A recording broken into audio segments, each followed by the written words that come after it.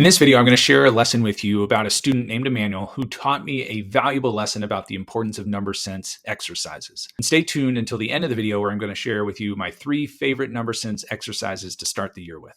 So back in 2013, I got a new teaching job at a new district, at a new school, a few days right before the school year started. So I had a long, countless to-do list of things to get accomplished. And one of them was to make those privacy test dividers that you often see, so students can take tests or work on assignments and just hopefully not be bothered or just stay focused. Well, Emmanuel, first day of school, was definitely giving me a run for my money. We had a good chat, and he was one of those students that came back after school and wanted to help. Maybe he felt bad. I don't know, but I wasn't going to turn him down. And I'm so glad that he stopped by because he taught me a valuable lesson. And here we go. I grabbed a box of 100 manila file folders from the office, and I was going to make the cheap man's version of those test dividers. And I had class sizes about 40 students per class. Well, the way these work is you grab 2 folders and you get them out and you tape them together, and there you go. So if we do a little math, right, 40 times 2 is 80. I needed 80 folders. So I said, hey, Emmanuel, I need 80 folders out of this box. But before you get 80 folders out of this box that has 100 folders in it, how could you quickly get 80 out of the box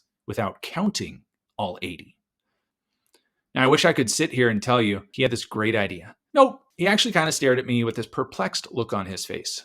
I found out a little bit about Emmanuel's number sense right there with that question. He wasn't necessarily thinking flexibly about numbers. He was very content and happy and prepared to count all 80 folders. And so I wish I could sit here and tell you he thought of the fact that, just count 20 off the top, and 20 plus 80 make 100. So the 80 remaining folders are inside the box, and there you go. Just take those 80 folders out. No, he didn't. And I wish he had.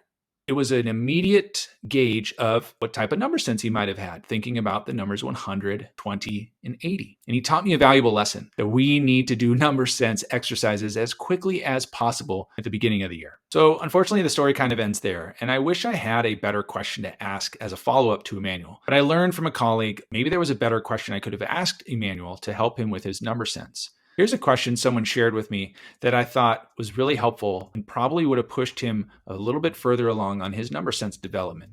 What if I needed 99 folders out of that box? Do you think Emmanuel probably would have counted 99 folders? I don't think so. 99 was so close to 100 that I think Emmanuel probably would have just said, take 1 out.